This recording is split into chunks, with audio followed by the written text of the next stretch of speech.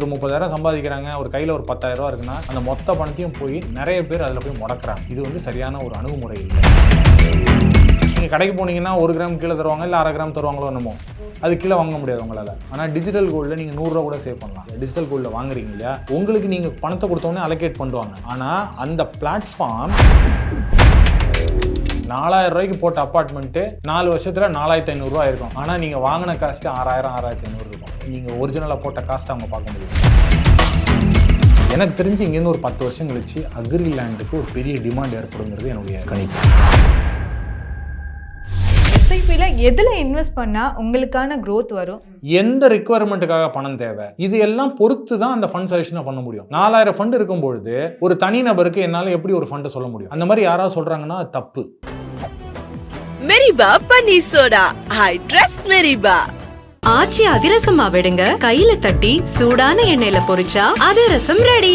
இப்போ உள்ள இந்த விமனா இருக்கக்கூடியவங்களுக்கு வந்து நிறைய இடத்துல வந்து எல்லாருமே கோல்டில் தான் போடுவோம், நகையை வாங்கி வைப்போம் அப்படின்ற இடத்துலயே இருக்காங்க. ஸோ இந்த விமன்ஸ்க்கு வந்து இதெல்லாம் பெஸ்ட் ஆப்ஷன்ஸ், இதெல்லாம் மிஸ் பண்ணிட்டாங்க அப்படின்னு சொல்லிட்டு எதுனா டிப்ஸ் இருக்கா?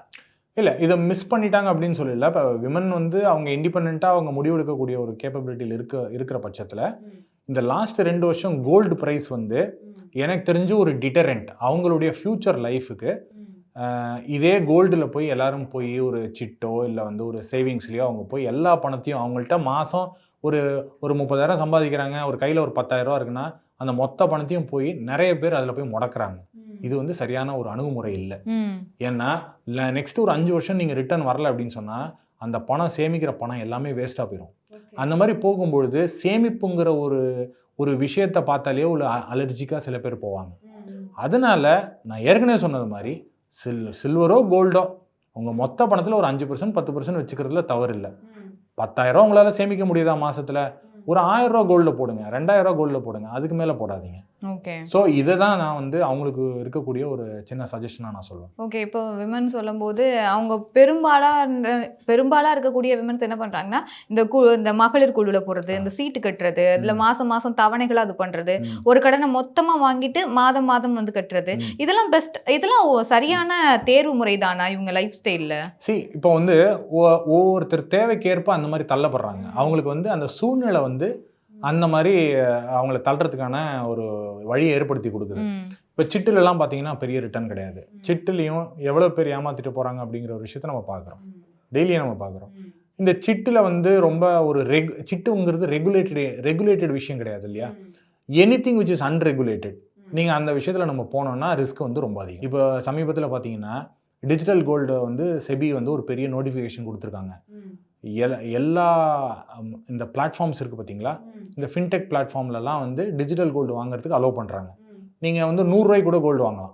நீங்கள் கடைக்கு போனீங்கன்னா 1 கிராம் கீழே தருவாங்க, இல்லை 1/2 கிராம் தருவாங்களோ என்னமோ, அது கீழே வாங்க முடியாது உங்களால். ஆனால் டிஜிட்டல் கோல்டில் நீங்கள் 100 ரூபா கூட சேவ் பண்ணலாம். இப்போ நீங்கள் ஒரு 100 ரூபா இந்த மாதிரி நீங்கள் சேவ் பண்ணுறீங்க இல்லையா, டிஜிட்டல் கோல்டில் வாங்குறீங்க இல்லையா, உங்களுக்கு நீங்கள் பணத்தை கொடுத்தோன்னே அலோகேட் பண்ணுவாங்க. ஆனால் அந்த பிளாட்ஃபார்ம் அதுக்கு ஈக்குவலண்ட்டாக போய் கோல்டை பர்ச்சேஸ் பண்ணி அவங்க வால்ட்டில் வைக்கணும். ஓகே. அவங்க எந்த வால்ட்டில் வைக்கிறாங்க, இது எல்லாமே கவனிக்க வேண்டிய விஷயம். சில பேர் வந்து அதை வைக்காமையே அவங்க ரொட்டேஷன் பண்ணிக்கிட்டு இருக்காங்க. நிறைய கிரிப்டோ கரன்சி எக்ஸ்சேஞ்சஸ் இந்த மாதிரி பண்ணி அண்டர்லைங் அசெட்டை வாங்காமல் கரன்சி எக்ஸ்சேஞ்சே காணாமல் போயிருக்கு. அந்த மாதிரி இந்த டிஜிட்டல் கோல்டு பிளாட்ஃபார்ம்ஸும் காணாமல் போகும்னு சொல்லிட்டு செபி வந்து ஒரு வார்னிங் கொடுத்துருக்காங்க. ஸோ அதனால் அதை மக்கள் ரொம்ப ஜாக்கிரதையாக இருந்து ஸ்மால் அமௌண்ட் தான் இன்வெஸ்ட் பண்ணுறாங்க. சரி போனால் போகுது, 1000 2000 போனால் போகுது அப்படின்னு சொல்லிட்டு அதில் போய் மாட்டிக்க வேண்டாம் அப்படிங்கிறது என்னுடைய கருத்து. ஏன் 100 ரூபா 200 ரூபா பண்ணுறாங்க, ஏன்னா அவங்களால அவ்வளோதான் சேமிக்க முடியும். இப்போ இன்றைக்கி மியூச்சுவல் ஃபண்டில் எடுத்துக்கிட்டீங்கன்னா ஈவன் 250 ரூபா எஸ்ஐபி கூட மாதம் நீங்கள் உங்களால் இன்வெஸ்ட் பண்ண முடியும். அதை நீங்கள் ஒரு ஸ்ட்ரக்சர்டாக நீங்கள் கொண்டு போகும்போது லாங் டேர்மில் உங்களால் ஒரு நல்ல வெல்த் கிரியேட் பண்ண முடியும். ஸோ இந்த மாதிரி அன்ரெகுலேட்டட் விஷயத்தில் நீங்கள் போய் இன்வெஸ்ட் பண்ணும்போது உங்கள் பணத்தை லூஸ் பண்ணுறதுக்கான வாய்ப்புகள் ரொம்ப அதிகங்கிறதுனால தான் செபியும் இன்வெஸ்டர் ப்ரொடெக்ஷன் அந்த ஆங்கிளில் வந்து இந்த சஜஷன் வந்து 2 நாள் முன்னாடி சொல்லியிருக்காங்க ஒரு நோட்டிஃபிகேஷன். இப்போ எஸ்ஐபின்னு சொல்லும்போது நிறைய வெப்சைட்ஸ் இருக்கு, அதுலேயே வந்து இதில் இந்த பெஸ்ட் ஒன்னு சொல்லிட்டு ஒரு சிலர் வந்து சொல்றாங்க, ஒரு சிலர் வந்து இல்லை இதை வந்து மறைமுகமாக வச்சிருக்காங்க. இப்போவாத ஆடியன்ஸ்க்கு வந்து இந்த எஸ்ஐபியில் எதில் இன்வெஸ்ட் பண்ணால் உங்களுக்கான க்ரோத் வரும், ரிட்டர்ன்ஸ் எதெல்லாம் பெஸ்ட்டாக எடுக்க முடியும் அப்படின்னு 2-3 ஆப்ஷன்ஸ் மட்டும் சொல்ல முடியுமா உங்களால்? இது வந்து ஆப்ஷன்ஸ் வந்து நேரடியாக அந்த மாதிரி சொல்ல முடியாது. ஏன்னா ஒன்றும் எங்களுக்கு வந்து சொல்கிறத பற்றி ஒன்றும் ரெகுலேஷனோ ஒரு பெரிய இஷ்யூவோ கிடையாது. ஆனால் 4000 ஃபண்ட் இருக்குது, வந்து ஒரு ஏஎம்சியும் ஒரு ஃபண்டும் வந்து ஒரு சைக்கிள்ஸில் வந்து பர்ஃபார்மன்ஸ் இருக்கும். ஸோ நம்ம இப்போ சொல்கிற ஃபண்டு 2 வருஷம் 3 வருஷம் கழிச்சு கூட பர்ஃபார்மன்ஸ் ஸ்டார்ட் ஆகலாம். ஸோ அப்படி இருக்கும்பொழுது ஒருத்தருடைய தனிநபருடைய ஃபினான்ஷியல் சுச்சுவேஷன், அவங்க எவ்வளோ சேவ் பண்ண முடியும், அவங்க எவ்வளோ நாளைக்கு அவங்க வந்து இன்வெஸ்ட் பண்ண முடியும், அவங்க எவ்வளோ நாளைக்கு அந்த பணம் தேவையில்லை, எவ்வளோ நாள் கழிச்சு அவங்களுக்கு அந்த பணம் தேவை, எந்த ரிக்குவயர்மெண்ட்டுக்காக பணம் தேவை, இது எல்லாம் பொறுத்து தான் அந்த ஃபண்ட் சஜஷனை பண்ண முடியும். 4000 ஃபண்ட் இருக்கும்பொழுது ஒரு தனிநபருக்கு என்னால் எப்படி ஒரு ஃபண்டை சொல்ல முடியும்? அந்த மாதிரி யாராவது சொல்கிறாங்கன்னா அது தப்பு. இப்போ ஃபின்டெக் பிளாட்ஃபார்மில் ஏன் போய் இன்வெஸ்ட் பண்ணக்கூடாதுன்னு நம்ம சொல்கிறோம்?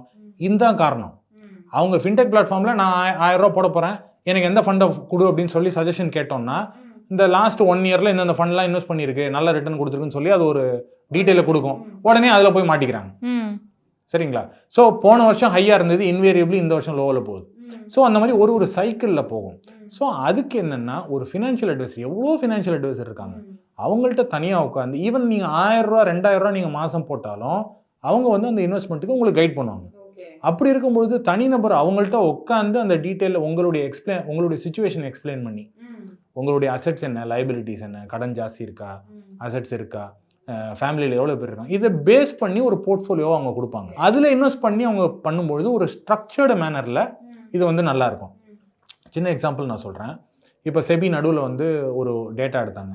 அதில் வந்து தானாக போய், அதாவது do it your self investing சொல்லுவாங்க இல்லையா, தானாக போய் இன்வெஸ்ட் பண்ணுறவங்க, ஒரு அட்வைசர் மூலமாக கைடட் இன்வெஸ்டிங் பண்ணுறவங்க, இந்த மாதிரி பண்ணும்பொழுது யார் வந்து பெஸ்ட் வெல்த் கிரியேட் பண்ணுறாங்க அப்படின்னு பார்த்தோம்னா கைடட் இன்வெஸ்டிங்கில் தான் வெல்த் நல்லா கிரியேட் பண்ணுறாங்க. ஏன் அப்படின்னு சொன்னால் do it your self investor என்ன பண்ணுறாங்க, இந்த ஃபியர் அண்ட் கிரீட் ஃபேக்டருக்கு பலியாகிறாங்க. இந்த ஃபியர் ஃபேக்டர்னா என்ன, ஒரு மார்க்கெட் திடீர்னு ஒரு 4 நாள் லோ ஆதா, இவங்க வேல்யூ லோ ஆதா, இது வானா அப்படின்னு சொல்லிட்டு எக்ஸிட் ஆகிட்டு வெளில வந்துடுறாங்க. அந்த ஃபேக்டரை நெகேட் பண்ணுறது தான் அட்வைசர். அந்த அட்வைசர் வந்து ஹேண்ட் ஹோல்டு பண்ணி ஒரு இன்வெஸ்டரை ஒரு இன்வெஸ்டிங் ஜேர்னி, ஒரு வெல்த் கிரியேஷன் ஜேர்னிக்கு ஃபுல்லாக அவர் எடுத்துகிட்டு வராரு. அப்படி இருக்கும்பொழுது மார்க்கெட் இறங்கிச்சுன்னா இவங்க ஃபோன் பண்ணி பேசும்போது அதை பற்றி கவலைப்படாதீங்க, இந்த மாதிரி சைக்கிளில் போகும் அப்படின்னு சொல்லிட்டு ப்ரீவியஸாக எப்போ நடந்ததுங்கிற விஷயத்தை எக்ஸ்பிளைன் பண்ணுவார். இதே நீங்கள் டூ இட் யுவர் செல்ஃப் இன்வெஸ்டிங்னா நீங்கள் பிளாட்ஃபார்மில் யார்கிட்ட கேட்க முடியும்? நீங்கள் அவங்களுக்கு ஃபோன் பண்ணால் ஃபோனும் எடுக்க மாட்டாங்க, அந்த ஃபோன் நம்பரே கிடையாது. ஸோ இதெல்லாம் தான் ஒருத்தர் வந்து ஒரு தனிநபர் வந்து பார்த்துக்க வேண்டிய ஒரு முக்கியமான விஷயம். சார், இது வரைக்கும் வந்து கோல்டு பற்றி பேசியாச்சு, இன்வெஸ்ட்மெண்ட் எதெல்லாம் பண்ணலான்றதையும் சொல்லியாச்சு. இனி வந்து லேண்ட்னு ஒரு விஷயம் இருக்குது. லேண்டில் இன்வெஸ்ட் பண்ணுங்கன்றதையும் பலரும் வந்து சொல்லிக்கிட்டே இருக்காங்க. நம்ம லேண்டில் இன்வெஸ்ட் பண்ணலாமா வேண்டாமா? ஸோ இந்த லேண்டுங்கிறது ரொம்ப இன் ஜென்ரல் வேர்டுங்க. சரிங்களா? இந்த லேண்டில் யார் பெரிய பணம் பண்ணுவாங்கன்னா பெரிய லேண்ட் ஷார்க்ஸ், இந்த லேண்ட் முதலைகள்னு சொல்லுவாங்க இல்லையா, அவங்க வந்து பெரிய பணம் பண்ணுவாங்க. யாரெல்லாம் ப்ரமோட் பண்ணுறாங்களோ அவங்க பணம் பண்ணுவாங்க. ஒரு லே அவுட் போட்டு விற்கிறாங்கன்னா அவங்க பெரிய பணம் பண்ணுவாங்க. ஒரு அப்பார்ட்மெண்ட் போட்டு விற்கிறாங்கன்னா அந்த பில்டர் பெரிய பணம் பார்ப்பாரு. சரிங்களா?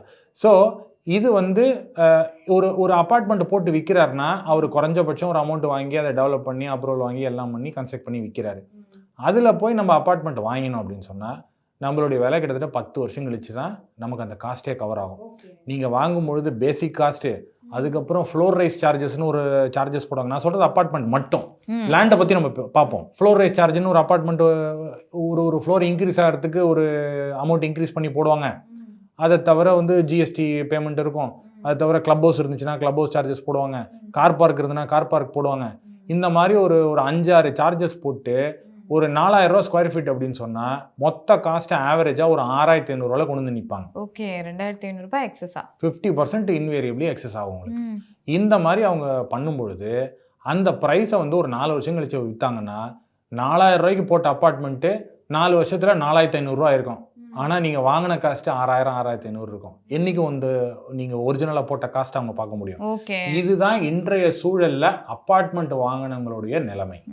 நீங்கள் எங்கே வேணாலும் அப்பார்ட்மெண்ட்டை பாருங்கள், 10 வருஷம் கழிச்சு தான் அவங்க அப்பார்ட்மெண்ட்டு ஏற ஆரம்பிக்கும். அதுவும் லொக்கேஷன் நல்லாகி அந்த இடத்துல ஏதாவது மெட்ரோ வருது அந்த மாதிரி ஒரு சூழ்நிலை இருந்தால் மட்டும்தான். 10 வருஷம் கழிச்சு அந்த பில்டிங் சப்போஸ் ஏதோ ஒரு காரணத்தினால ரொம்ப சுமாராகிடுச்சு, பில்டிங்கில் கிராக் விட்டுச்சு, சீப்பேஜ் இஷ்யூ இருக்குது அப்படின்னு சொன்னால் அந்த வேல்யூவும் டிப்ரிஷியேட் ஆக ஆரம்பிச்சு. ஸோ இதுதான் அப்பார்ட்மெண்ட்டில் யாராலையும் பணம் பண்ண முடியாது. யாரெல்லாம் 2வது வீடு நான் வாங்குறேன் இன்வெஸ்ட்மெண்ட் ஆங்கிளில், அப்பார்ட்மெண்ட்டை நான் வாங்கி ரெண்ட்டுக்கு விடுறேன் அப்படின்னு சொன்னாங்கன்னா அப்பார்ட்மெண்ட்லேருந்து வரக்கூடிய ரெண்ட்டு 2-3% தான். அவங்க எந்த ஏரியாவில் வாங்கினாலும் 2-3%. சப்போஸ் அதில் ஒரு 6 மாதம் காலியாக இருந்துச்சுன்னா அந்த மாதம் ரெண்ட் வரதுக்கு பதிலாக இவங்க மெயின்டெனன்ஸ் அசோசியேஷனுக்கு ரெண்ட் கொடுக்குற மாதிரி ஆயிரும். அந்த ஒரு பிரச்சனையை எல்லாரும் பார்த்துக்கிட்டு இருக்காங்க. ஸோ அதனால் அப்பார்ட்மெண்ட்டை யார் ஸ்டே பண்ணுறாங்களோ அவங்க ப்ரிஃபர் பண்ணுறாங்களே ஒழிய ஒரு செகண்ட் ஹோமு ஒரு இன்வெஸ்ட்மெண்ட்டுக்காக வாங்கக்கூடிய பர்பஸில் அப்பார்ட்மெண்ட் குறைஞ்சிக்கிட்டு வந்துட்டு இருக்கு. இதே ஒரு பிளாட் வாங்குறீங்க அப்படின்னு சொன்னால் பிளாட் வந்து மெயின் ஏரியாஸில் நீங்கள் வாங்கும்பொழுது அதோட அப்ரிசியேஷன் அப்பார்ட்மெண்ட்டை விட கொஞ்சம் ஜாஸ்தியாக இருக்கும். சப்போஸ் நீங்கள் வாங்குற இடத்துல ஏதாவது ஒரு டெவலப்மெண்ட் நடக்குது, ஒரு புது பைபாஸ் ரோடு வருது, இல்லை வந்து மெட்ரோ வருது, பஸ் ஸ்டாண்ட் வருது, ஸோ இந்த மாதிரி ஒரு சூழ்நிலை இருந்துச்சுன்னா ப்ராபப்ளி உங்களுடைய அப்ரிசியேஷன் கொஞ்சம் பெட்டராக இருக்கும். அந்த மாதிரி இடத்துல எவ்வளோ பேருக்கு வரும்? 100ல் ஒரு 10 பேருக்கு வரலாம், எல்லாருக்கும் அந்த மாதிரி வர முடியாது. ஸோ பிளாட்டில் இந்த ஒரு விஷயம். அக்ரி லேண்டை வாங்குறாங்கன்னா அக்ரி லேண்டுங்கிறது வந்து ஒரு வருஷம் ஒரு ரெவன்யூ கொடுக்கக்கூடிய விஷயம். எனக்கு தெரிஞ்சு இங்கேருந்து ஒரு 10 வருஷம் கழிச்சு அக்ரி லேண்டுக்கு ஒரு பெரிய டிமாண்ட் ஏற்படுங்கிறது என்னுடைய கணிப்பு. ஸோ ஏன்னா உங்களுக்கு வந்து லேண்டும் ஷ்ரிங்க் ஆகிட்டு வருது, கல்டிவபிள் லேண்ட் பார்சல்ஸும் ஷ்ரிங்க் ஆகிட்டு வந்துட்டு இருக்கு, எல்லாத்தையும் பிளாட் போட்டு விற்கிறாங்க, ப்ளஸ் ஃபுட்டுக்கான டிமாண்டும் ஜாஸ்தி ஆகிட்டு இருக்கு பாப்புலேஷன் இன்க்ரீஸ் ஆகிறதுனால. ஸோ எனக்கு தெரிஞ்சு அக்ரி லேண்டுக்கான டிமாண்ட் ஜாஸ்தி இருக்கும். பட் அக்ரி லேண்டோட இன்னைக்கு டிஸ்அட்வான்டேஜ் என்ன அப்படின்னு கேட்டால், இன்னைக்கு வந்து ஒரு ஏக்கர் 20 லட்ச ரூபாய்க்கு நீங்கள் வாங்குறீங்கன்னா அதோட ஒயிட் அமௌண்ட் பார்த்தீங்கன்னா கைட்லைன் வேல்யூ பார்த்தீங்கன்னா 3-4 லட்சம் தான் இருக்கும். பாக்கி நீங்கள் பிளாக் அமௌண்ட்டில் நீங்கள் கொடுக்க வேண்டிய ஒரு சூழ்நிலை. இது எல்லாம் வந்து ஒரு டிஸ்அட்வான்டேஜ். ஓகே. ஸோ அதனால அதை நிறைய பேர் ப்ரிஃபர் பண்ண மாட்டேங்கிறாங்க. எல்லாம் ஸ்ட்ரெயிட் ஃபார்வர்டாக இருக்கணும் அப்படின்னு நினைக்கிறாங்க, அதனால ப்ரிஃபர் பண்ணுறது இல்லை. ஸோ அதனால ஊரில் இருக்கிறவங்களே அந்த அக்ரி லேண்ட் பார்சல்ஸை வாங்கிட்டு அந்த மாதிரி ஒரு விஷயத்துக்கு அவங்க போயிட்டு இருக்காங்க. ஸோ ரெசிடென்ஷியல் அப்பார்ட்மெண்ட்டா பிளாட்ஸா அக்ரி லேண்டா அப்படின்னு கேட்டிங்கன்னா agri land will have a better opportunity. But அது எல்லாராலையும் வாங்க முடியாது.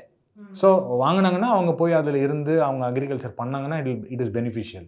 அதர்வைஸ் சும்மா அங்கே வாங்கி வச்சுட்டு வேற ஒருத்தரை பார்த்துக்க சொன்னாங்கன்னா அப்புறம் அந்த லேண்டே அவங்களுக்கு சொந்தமாக இல்லாமல் போகிறதுக்கான வாய்ப்புகள் கூட அதிகமாக இருக்கும்.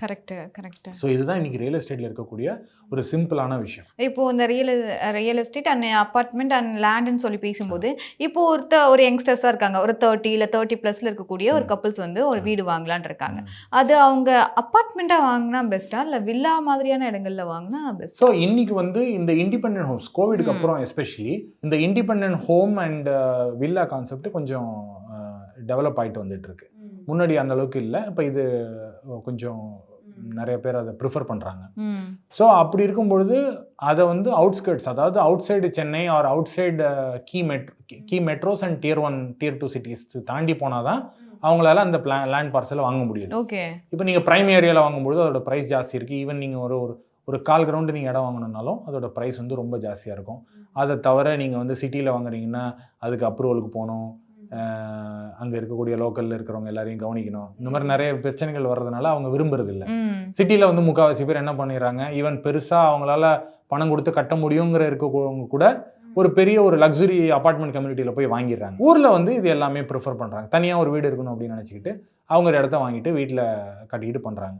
அதே மாதிரி அரசாங்கமும் நிறைய இந்த மாதிரி இண்டிபெண்டன்ட் ஹவுஸ்க்கு நிறைய ஒரு விஷயங்களை செஞ்சுக்கிட்டு இருக்கிறதுனால இந்த இண்டிபெண்டன்ட் ஹவுஸ் கான்செப்ட் வந்து பிக்கப் ஆகிட்டு இருக்கு. ஒரு 5-6 வருஷம் முன்னாடி கிடையாது, கோவிடுக்கு அப்புறம் இது பிக்கப் ஆகிட்டு இருக்கு. இப்போ நீங்கள் ஊர் பக்கம்லாம் பார்த்தோன்னா தனித்தனியான வீடுகள் தான் இருக்கும். சென்னை மாதிரியான பெருநகரங்களில் தான் வந்து அப்பார்ட்மெண்ட்ஸு ஒரே வீட்டில் வந்து ஒரு 4-5 ஃபேமிலி இருக்கிறது இதெல்லாமே பார்க்க முடியுது. இருந்தாலும் கூட இந்த பக்கம் இப்படியே இருந்தாலும் கூட தென் இப்போ வந்து இந்த கோல்டு பக்கம் வரலான்னு நினைக்கிறேன். அந்த கோல்டில் வந்து இந்த செய்கூலி சேதாரம்னு ஒரு விஷயம் இருக்கு இல்லையா சார், அதை எப்படி கண்டுபிடிக்கிறது? அது எப்படியெல்லாம் என்ன மாதிரி நகைகள் வாங்கினா பெஸ்ட் ஆப்ஷன்ஸ்? சரி, இப்போ நம்ம வந்து நார்மலாக சஜஸ்ட் பண்ணுறது, ஒருத்தர் கோல்டு இன்வெஸ்ட்மெண்ட் போகும்போது ஃபிசிக்கல் ஜுவல்லரியாக வாங்கினாங்கன்னா பெட்டரா, கோல்டு ETF வாங்கினாங்களா பெட்டர்னா, இன்வெஸ்ட்மெண்ட் பர்பஸ்னு போயிடும்போது கோல்டு ETF பெட்டர்னு சொல்கிறோம். ஏன்னா எந்த சார்ஜஸுமே கிடையாது. இப்போ நீங்கள் கோல்டு ஜுவல்லரியாக வாங்கும்போது ஃபஸ்ட்டு நீங்கள் பியூரிட்டி செக் பண்ணணும். பியூரிட்டி கரெக்டாக இருக்காங்கிறது நமக்கு தெரியாது. நகை கடையில் போய் வாங்குகிறோம், எவ்வளவோ நகை கடையில் நம்ம அவங்க வாங்கிட்டு வந்ததுக்கப்புறம் நம்ம டிவிலலாம் பார்த்துருக்கோம், இந்த நகை ஒரிஜினல் இல்லை, உள்ளே வந்து ஏதோ இதை வச்சு பண்ணிட்டாங்க அப்படின்னு சொல்லி நியூஸ் வந்ததெல்லாமும் நம்ம பார்த்துருக்கோம். ஸோ பியூரிட்டி ஒரு இஷ்யூ.